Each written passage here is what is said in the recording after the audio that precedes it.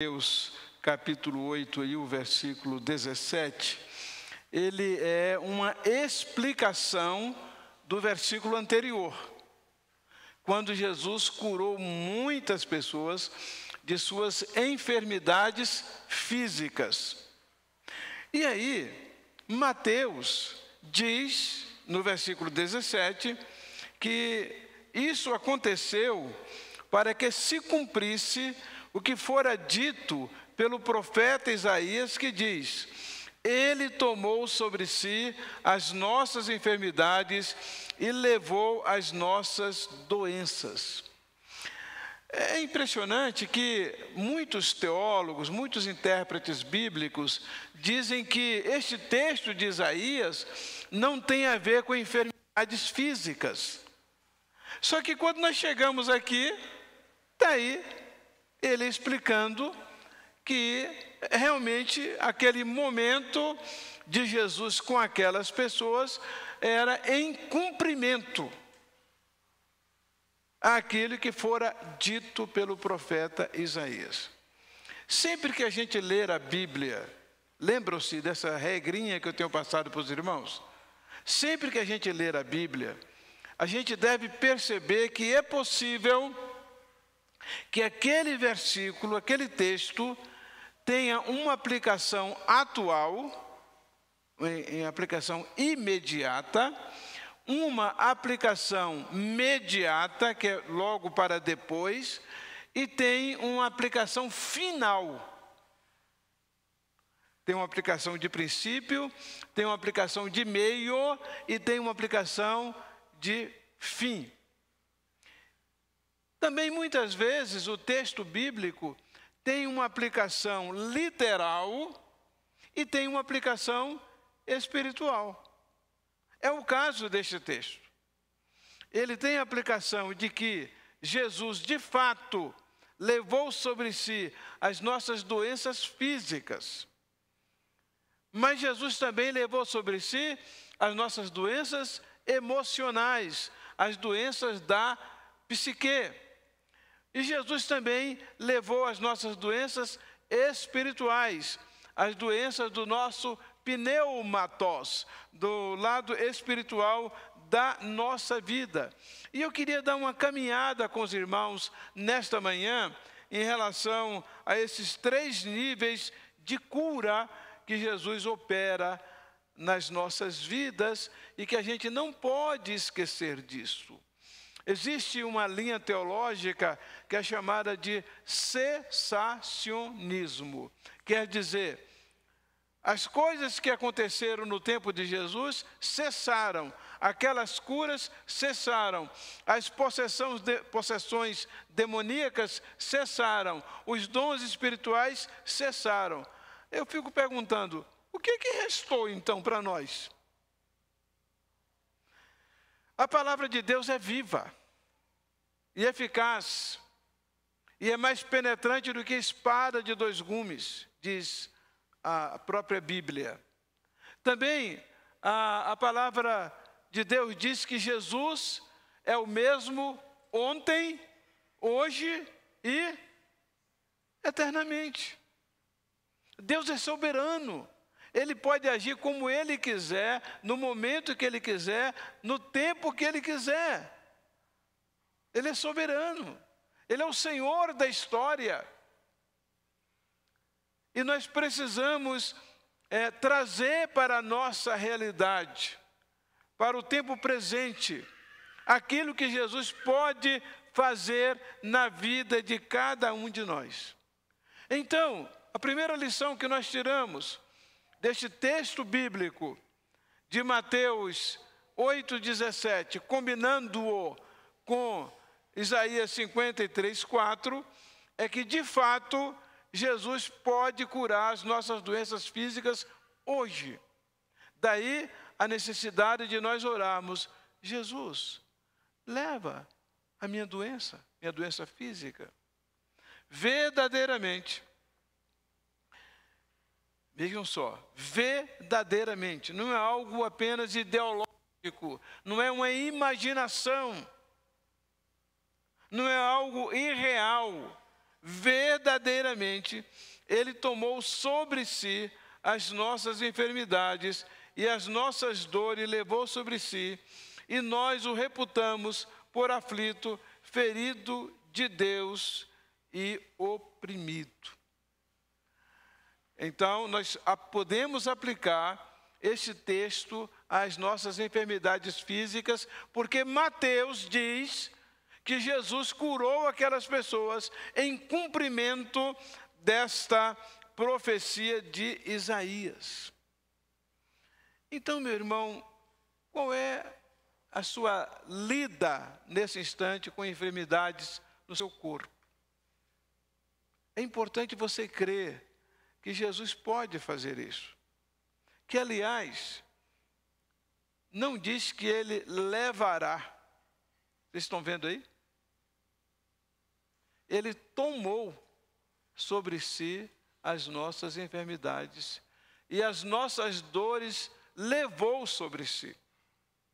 E você pode dizer, mas se Jesus levou, por que eu estou doente? Por que eu tenho essas dores? Olha, Jesus falou que nós estamos no mundo. E ele disse que no mundo nós teríamos aflições. O salmista diz que muitas são as aflições do justo, mas que o Senhor o livra de todas. Então, se Deus vai livrar, é porque veio. Olha, se eu fosse listar para os irmãos o tanto de enfermidade que Deus já me curou, vocês ficariam impressionados. Como Deus já operou na nossa vida. Então nós precisamos colocar a nossa fé, a nossa confiança no poder de Deus para nos curar hoje também. Eu tenho orado muito para que Deus levante pessoas aqui na igreja, às quais Ele tenha dado o dom de curar, ou os dons de curar, que, aliás, é o único dom que está no plural. Se vocês lerem lá na primeira carta de Paulo aos Coríntios, no capítulo 12, vocês vão ver que o único dom que está no plural é este: os dons de curar.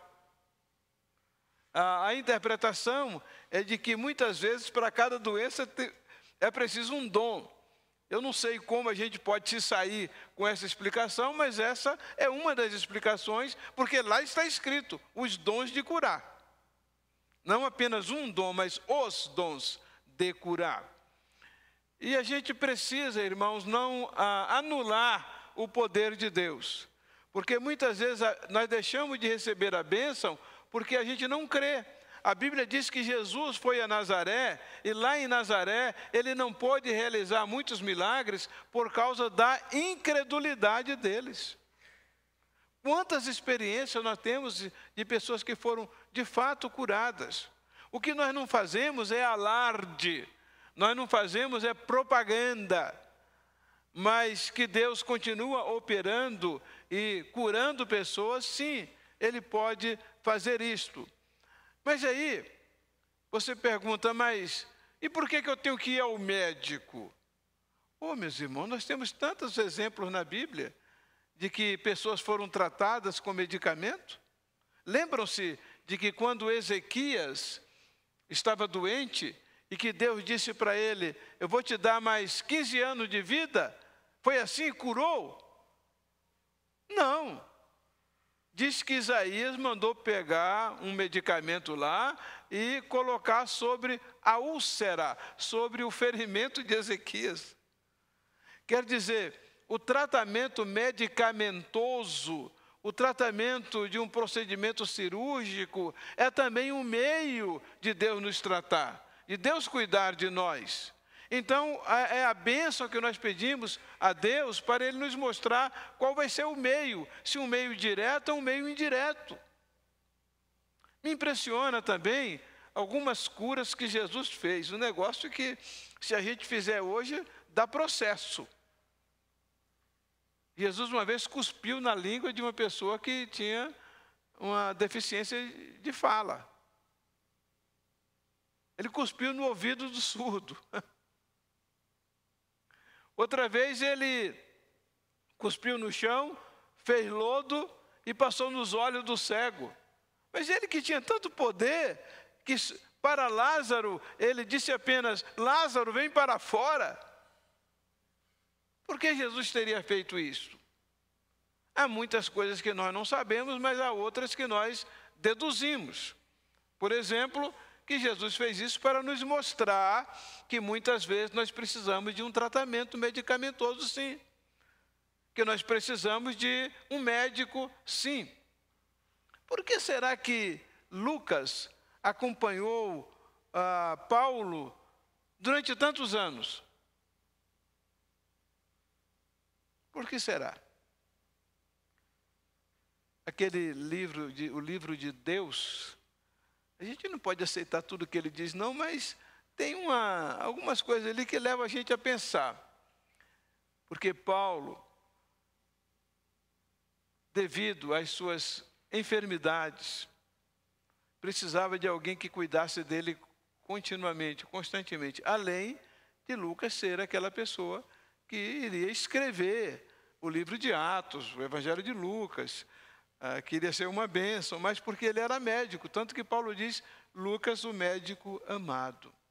Então, nós não devemos desprezar o tratamento com os profissionais da área, porque Deus pode usar esses meios para nos curar, e nós vimos isso nesses exemplos que eu já dei aqui, e me impressiona também quando Paulo recomenda a Timóteo, olha, não beba somente água, mas você deve beber também um pouco de água, e a tradução lá, a interpretação é misturada com vinho, não apenas o vinho puro, mas beba também um pouco de água, por causa das tuas constantes enfermidades. Meu irmão, a gente tem na palavra a recomendação para o tratamento, tanto com medicamentos, quanto tratamento com um profissional de saúde. Então, a nossa fé está em que Deus poderá nos curar diretamente, ou de que Ele pode nos curar através dos expedientes profissionais que tratam dessa área na nossa vida. Então, que tal você fazer essa oração também nesta manhã? Deus, leva as minhas enfermidades, Jesus. Olha assim, leva as minhas enfermidades, eu quero ficar são. Não foi isso que Jesus perguntou para aquele cego? Você quer ficar são? Você quer ficar? Então você tem que dizer isso. Vai que aquela pessoa que gosta da enfermidadezinha, aquela história aquela pessoa que era portadora de uma deficiência visual. Os irmãos já ouviram essa história, conhecem essa história, mas tem alguns que não sabem. Então vamos contar para aqueles que não sabem. Que ele pedia esmola pelas casas, e um dia chegou numa casa em que era um oftalmologista, um cirurgião da área oftálmica. E aquele cirurgião falou, ok, mas por que você está pedindo esmola? Porque eu não enxergo. Vem cá, faz favor, entra aqui. Então, o cego pensou, opa, a esmola aqui vai ser gorda, né? Aí ele chegou lá, ele tinha os aparelhos em casa, sentou o cego lá, fez os exames, falou, olha, seu problema é uma catarata, eu posso remover isso e você vai voltar a enxergar como você há muito tempo não enxerga. Aí ele falou, doutor, mas não vai dar. Como assim não vai dar? Ele falou, mas e as minhas esmolinhas? Então, há pessoas que às vezes fazem da doença uma esmolinha, né? Uma maneira das pessoas terem compaixão delas. E elas estão sempre falando, como é que está, fulano? Eu não estou bem não, eu estou com a dor no ombro, estou com a dor na cabeça, estou com a dor... Porque elas querem que os outros tenham pena dela. Eu tratei de uma senhora assim, foi impressionante, que quando o médico falou que ela não tinha nada daquilo que ela imaginava ter, né, foi uma surpresa muito grande para ela. E ela deixou, eu já contei para os irmãos, ela ficava internada, ficava com o corpo todo rígido, o médico tinha dito que ela iria acabar a vida dela numa cadeira de roda por causa do problema ortopédico dela, os problemas neurológicos dela, que o coração dela estava para um fio. Então, olha, ela estava com o coração por um fio, ia acabar na cadeira de roda e ia ficar totalmente inerte depois numa cama. E ela ficava assim mesmo. Aí ia para o hospital, ficava lá uma semana, um mês. Ela não tinha convênio, o marido, coitado, pagava tudo aquilo. E ela levava presente para os médicos, os enfermeiros, o pessoal adorava, né? Quando é que aquela doente vai vir para cá, né? Então, há pessoas, às vezes, que se acostumam com a doença. E fazem da doença o estilo de vida delas. Afinal, eu preciso que os outros tenham pena de mim. Não estou falando daquelas pessoas que realmente são doentes. Estou falando daquelas que se acomodam, tá? Eu acho que a pessoa que faz o tratamento da saúde, que busca o tratamento, essas pessoas não estão incluídas nesta minha observação. Hoje o pastor tem que dar tanta explicação porque ele prega, porque ele fala uma coisa, a pessoa entende outra, é complicado, né? Mas que você possa orar: Jesus, leva a minha enfermidade nesta manhã. E aí ele pode mostrar para você como é que ele vai curá-lo da sua enfermidade física. Mas a segunda enfermidade, que ela é mais dolorosa, ela é mais traumática, é a enfermidade emocional. E onde é que a gente encontra isso nesse texto? Olha que coisa. Era desprezado. Aí já está um primeiro dado para uma pessoa ficar doente. A pessoa que é desprezada. Era desprezado e o mais indigno. Ele era considerado como Zé Ninguém, como se diz, como zero à esquerda. Mais indigno entre todos os homens. E um homem de dores, quer dizer, uma pessoa sofrida. Experimentado nos trabalhos, tem que trabalhar muito, trabalhar duro. E comum de quem os homens escondiam o rosto. Gente, você já teve essa situação da pessoa evitar você? Isso é muito ruim, não é? Você percebe que a pessoa viu você, mas ela faz que não te viu. Ela esconde de você o rosto, disfarça, sai, passa para o outro lado da rua. É ruim isso, não é? Era desprezado. E outra coisa, não fizemos dele caso algum. Que situação? Uma pessoa que passa por uma experiência dessas. Isso diz respeito a Jesus. O profeta está se referindo a Jesus, que foi uma pessoa que foi tratada desse modo. Lá em João diz mesmo que ele veio para o que era seu e os seus não receberam. Você chega na sua casa e aí o pessoal diz: não, não te conheço. Nós não te conhecemos. Nós não podemos receber você. Você já tentou ir na casa de alguém e a pessoa não quis receber você? É ruim isso, né? É muito ruim isso. E aí, essas coisas e outros traumas da vida e outras situações da vida trazem traumas emocionais para cada um de nós, afetam o nosso lado psicológico, a nossa psique. E a pessoa começa a dizer que ela é um zero à esquerda, que ela não vale nada, e que ela é desprezada. Tem até aquela série na TV, né? Todo mundo odeia o Cris, né? Então, é o tipo da pessoa que se sente assim. Ninguém gosta dela, todo mundo faz bullying com ela. E há pessoas que basta a gente olhar de um modo um pouco diferente que ela já se sente desprezada. Uma vez uma irmã disse para mim que passou 3 dias de cama porque eu passei na rua e não falei com ela. Minha irmã... É igual, viu, Gabi? Era igual se você ficasse chateado agora de manhã, se eu não chamasse você, né?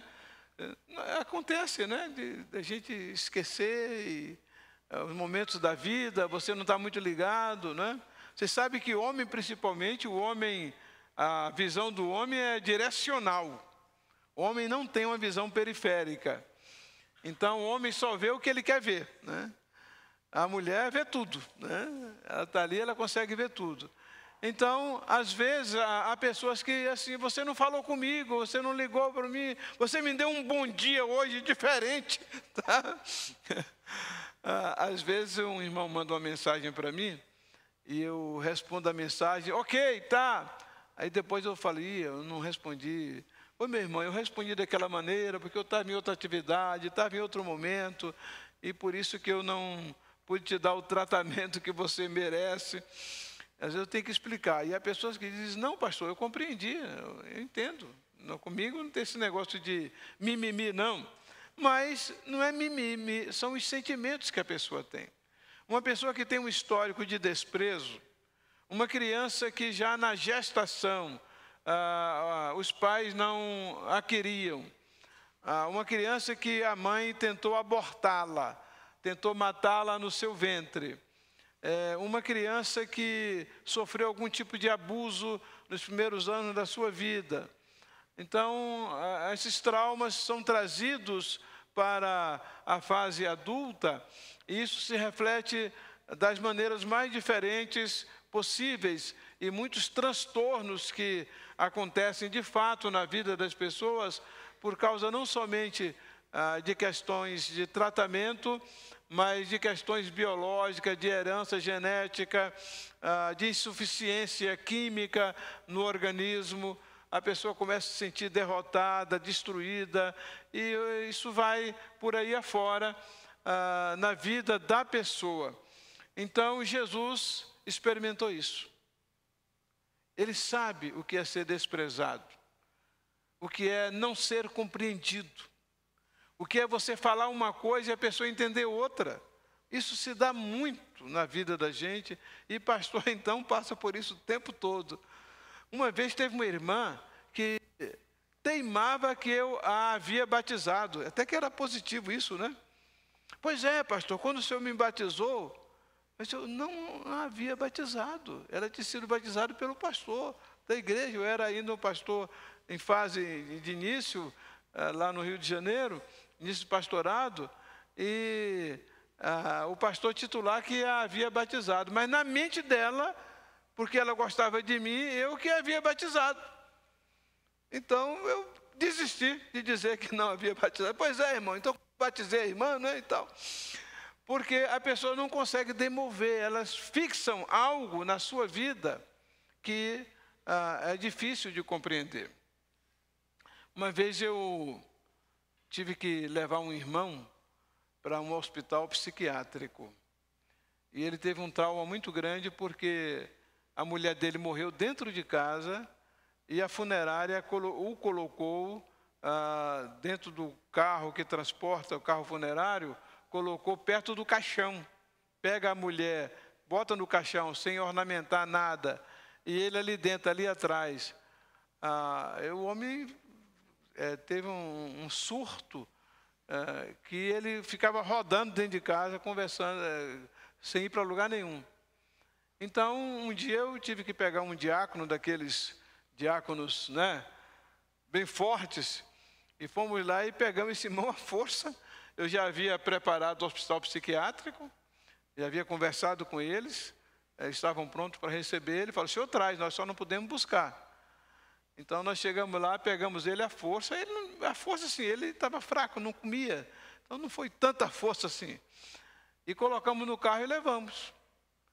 Então ele passou uma temporada lá, e quando ele saiu, né, eu achava que ele estava bom, porque não estava mais com aquela crise. E ele foi lá me dizer, mas pastor, que papelão que o senhor fez comigo, né? Eu falei, como assim, irmão? O senhor chamou a Rede Globo e todos os canais de televisão para filmar lá em casa, né? Que é isso, irmão? Não, pastor, que é isso? Como é que o senhor fez isso comigo? Então, os transtornos da vida, os transtornos psicóticos, neuróticos, eles, né, realmente afetam muito a vida da pessoa. E às vezes os transtornos eles são mais leves e a pessoa não evidencia esse transtorno com mais intensidade, e os parentes não percebem isso, que é um transtorno, e acham que é a pessoa que é ruim, e não dão o devido tratamento. Então é muito importante que cada um de nós, cada um possa fazer um autoexame. Será que o meu comportamento não é algum transtorno? Será que eu não tenho algum tipo de desequilíbrio psíquico, emocional, e eu preciso assumir isso na minha vida para que eu tenha um tratamento? Porque às vezes as pessoas se acomodam a esse tipo de comportamento e não buscam um tratamento. Então, esses sentimentos da vida, esses transtornos, Jesus veio tratar deles também, porque Jesus passou por isso. Vocês já imaginaram o tempo que Maria ficou grávida, escondendo Jesus das pessoas? O povo não podia saber que ela estava grávida. E Deus, para socorrê-los no tempo do nascimento da criança, o que Deus fez? Os levou para Belém. Porque vai que Jesus nasce lá em Nazaré, né? 6 meses, nasceu uma criança tão saudável, levou para Nazaré, e lá em Nazaré, eu digo 6 meses, porque Maria escondeu a gravidez dela por 3 meses, tá?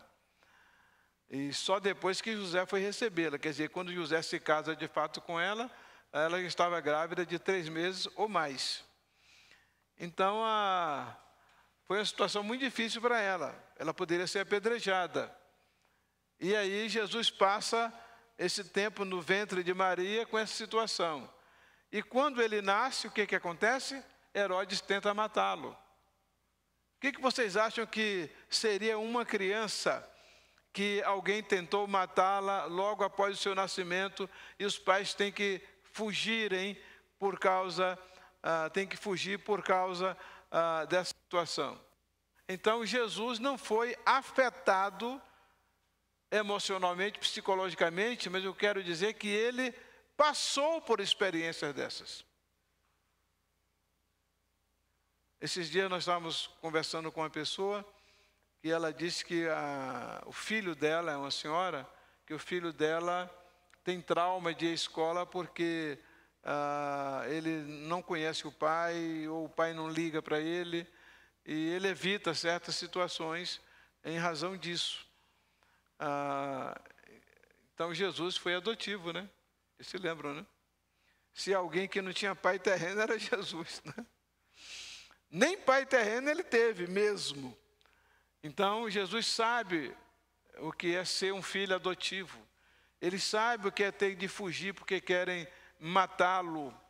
Então ele vai levado para o Egito, e lá fica uma temporada lá, até que Herodes morre, e eles voltam novamente. E aí José opta por morar mesmo em Nazaré, e então a vida de Jesus se desenvolve até os 30 anos lá. Então vejam só, irmãos, por que eu estou falando isso? Por causa de Hebreus 2,17. Pelo que convinha que em tudo fosse semelhante aos irmãos, para ser misericordioso e fiel sumo sacerdote, naquilo que é de Deus, para expiar os pecados do povo. Verso 18. Porque naquilo que ele mesmo sendo tentado padeceu, pode socorrer aos que são tentados. Você tem passado, meu irmão, minha irmã, por experiências assim? Esses traumas, as emoções afetadas, abaladas. Jesus sabe o que é isso. E a Bíblia diz que ele veio curar os quebrantados de espírito, os quebrantados de coração. Há muitos textos que a Bíblia fala sobre eles, eu vou apenas lê-los, que a Bíblia fala sobre esse lado das emoções que são afetadas e o como Deus se importa com as nossas emoções. Irmãos, essa mensagem, todos os textos estão no boletim, tá? São a pastoral de hoje pela manhã. E se alguém quiser também o PowerPoint com todos os comentários que eu fiz, é só mandar uma mensagem para mim que eu mando para você se quer compartilhar com alguém, tá?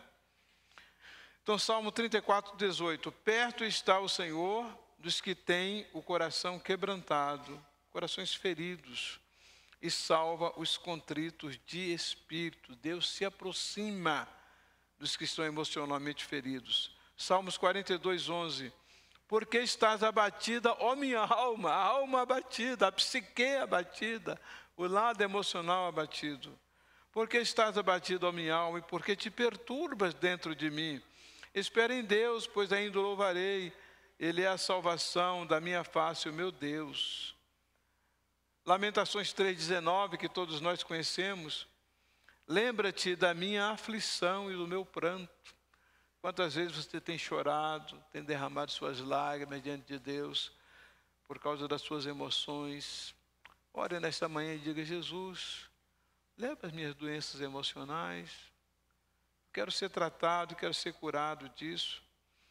Lembra-te da minha aflição e do meu pranto, do absinto e do veneno. Meu Deus. Versículo 20. Minha alma ainda os conserva na memória e se abate dentro de mim, uma alma abatida.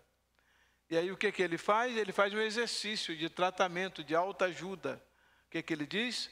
Torno trazer à mente e, portanto, tenho esperança. Outras versões dizem, trarei à memória o que me pode dar esperança. É um tratamento que a gente faz com a gente mesmo, procurando lembrar das coisas boas da vida, relacionando as coisas boas da vida. Há algo na sua vida que você gostaria de ter tanto, mas não tem? Faça uma relação daquilo que Deus lhe deu, já lhe deu. Alegre-se e agradeça a Deus por isso. E o versículo 22, que todos nós conhecemos, que as misericórdias do Senhor são a causa de não sermos consumidos. Então, Filipenses 4, 6. Não andeis ansiosos por coisa alguma, antes em tudo sejam os vossos pedidos conhecidos diante de Deus pela oração e súplica e com ação de graças. E a paz de Deus, que excede todo entendimento, e a paz de Deus guardará os vossos corações e as vossas mentes, a proteção da mente e do coração. E Jesus convida os cansados e oprimidos. Mateus 11, 28 a 30. Vinde a mim todos que estáis cansados e oprimidos, e eu vos aliviarei. Tomai sobre vós o meu jugo, e encontrareis descanso para a vossa psique, para as vossas emoções, para as vossas almas. Há outros textos que eu poderia falar, mas vamos para a terceira doença que Jesus cura, que é a espiritual. Aí, enquanto que Mateus diz que Isaías 53, 4 tem a ver com as enfermidades físicas, Pedro já faz uma aplicação diferente, levando ele mesmo em seu corpo os nossos pecados. Olha aí, Pedro agora já fala da enfermidade espiritual, da enfermidade do pecado, levando ele mesmo em seu corpo os nossos pecados sobre o madeiro, para que, mortos para os pecados, possamos viver para a justiça, e pelas suas pisaduras fostes sarados. Interessante, né? Que Mateus tem uma visão do tratamento físico, coloca isso. Pedro já coloca o tratamento espiritual, os nossos pecados, que nós precisamos dessa cura. Por que que a gente precisa dessa cura? Porque Romanos 3, 23 diz que o pecado, todos pecaram e separados estão da glória de Deus. Então, essa doença nos separa de Deus, essa doença espiritual. E em Romanos 6, 23, os irmãos também sabem que essa doença espiritual traz morte para as nossas vidas. Lá em João 5, 24, os irmãos sabem que Jesus disse que ouve as palavras dele e crê, tem a vida eterna e não entrará em condenação, mas passou da morte para a vida. Então, há muitas pessoas que estão doentes, tão doentes espiritualmente, que elas se sentem realmente mortas. Elas são como se não existissem. E Jesus convida essas pessoas a saírem da morte, desse estado de morte, dessa condição de destruição espiritual para a vida. E no Salmo 38:3, ele diz o seguinte: não há nada, nada há ação na minha carne, por causa da tua indignação, nem a paz nos meus ossos por causa do meu pecado. Então nós já estamos vendo aqui o quê? Uma doença psicossomática, ou, se nós poderíamos dar esse nome, um neologismo, pneumassomática. Quer dizer, o espírito, a doença espiritual, não apenas da psique, está influindo sobre a vida física da pessoa. Então ela começa a ter esses sentimentos de doenças, de sentimento de culpa. Eu falhei, eu errei, eu pequei, isso é castigo de Deus na minha vida. Então é esse lado espiritual que Davi pede para Deus curá-lo. Pois as minhas, Salmo 38:4, pois as minhas iniquidades ultrapassam a minha cabeça como carga pesada. Está pesado, meu irmão? Você não está conseguindo lidar com isso? Salmo 38:5, as minhas chagas cheiram mal e estão corruptas por causa da minha loucura. Na quinta-feira eu atendi uma pessoa aqui que veio procurar socorro e ela dizia exatamente isso, né? Que ela estava fazendo muita loucura na vida e que precisava de socorro, de ajuda, mas ela mesma dizia que ela tem um coração muito duro. Então é difícil ajudar uma pessoa quando ela reconhece o erro, mas não aceita a ajuda. Isaías 1:4 diz: ai da nação pecadora, do povo carregado de iniquidade, da semente de maligno, dos filhos corruptores, deixaram o Senhor, blasfemaram do Santo de Israel, voltaram para trás. E aí Deus pergunta, versículo 5, por que sereis ainda castigados? Esse porquê teria que ser um porquê separado, né? Por que sereis ainda castigados, se mais vos rebelarias? Toda a cabeça está enferma e todo o coração fraco. Quer dizer, uma coisa da mente reflete no coração. A gente precisa tratar disso na nossa vida, irmãos. Isaías 1:16, a recomendação de Deus, como a gente pode lidar com isso. Lavai-vos, purificai-vos, tirai a maldade de vossos atos diante dos meus olhos, cessai de fazer o mal. Diga um basta, dê um basta para isso. Atos 3:19, arrependei-vos, pois, e convertei-vos. É preciso um arrependimento, uma mudança de mente, e é preciso uma mudança de direção também. Arrependimento e converter, que só assim os pecados são apagados. De qual é o resultado? Vem os tempos do refrigério pela presença do Senhor. É preciso tomar uma decisão, não ficar gostando do pecado. Mas eu não consigo. É sinal de que você não está crendo no poder de Deus. E finalmente, meus irmãos, Marcos 2:17, os sãos não necessitam de médico, mas sim os que estão doentes. Eu não vim chamar os justos, mas os pecadores ao arrependimento. De que doença Jesus está tratando aí? Espiritual. Ele está falando que ele, como médico espiritual da nossa vida, veio nos chamar para o arrependimento. Deus quer nos perdoar, quer nos dar novas oportunidades. E aquilo que eu falei sobre Isaías 53:4, que ele já tomou, não disse que ele vai tomar. Ele já levou. O que nós precisamos fazer agora? Crer nisso, tomar posse disso. Como Paulo recomenda a Timóteo, tome posse da vida eterna. Tome posse dessas bênçãos, creia isso na sua vida. Por isso eu queria fazer uma oração com os irmãos nesse instante.